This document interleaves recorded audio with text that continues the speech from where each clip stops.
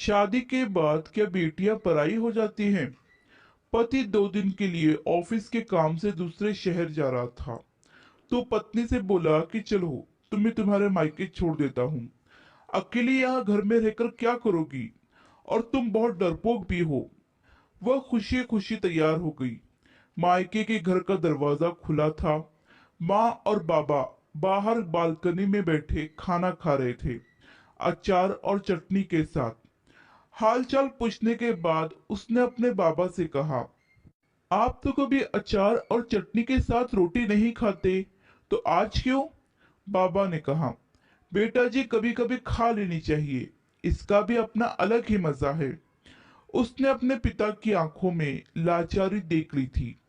उतने में भाभी बाहर आई और चेहरे पर झूठी मुस्कान सजाए पूछने लगी, रहने आई हो?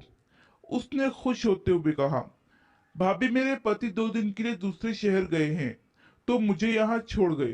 भाभी कहने लगी, बैठो, तुम्हारे लिए चाय और पानी लेकर आती हूँ।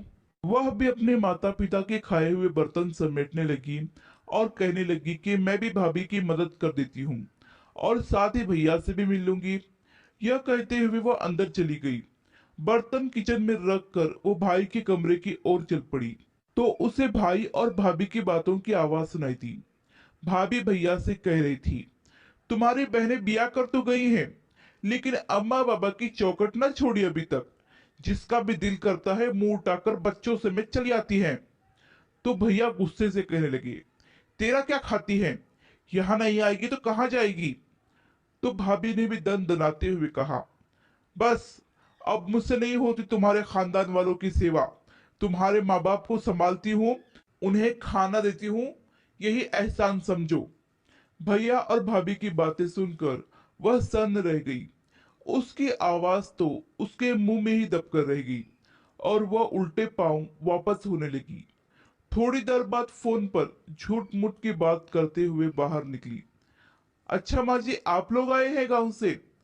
पहले ही बता देते तो मैं मायके नहीं आती।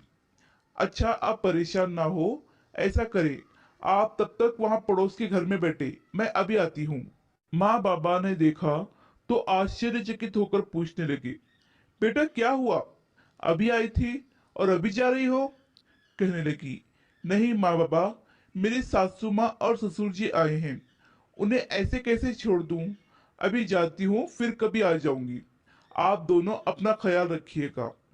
अपने आंसुओं को दबाते हुए वह अपने माता पिता से मिली और बोझल कदमों के साथ खुद को हौसला देते हुए अपने घर को वापस चली गई।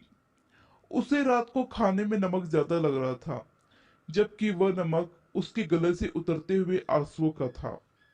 यह सच है कि मायके माँ बाप से होते हैं, लेकिन कभी कभी उनके होते हुए भी वो बेबस होते हैं। आशा करती हूँ कि कहानी आपको पसंद आई होगी। कहानी पसंद आई तो लाइक, सब्सक्राइब और शेयर करें। और इस कहानी पर आपकी क्या राय है हमें कमेंट करके जरूर बताएं।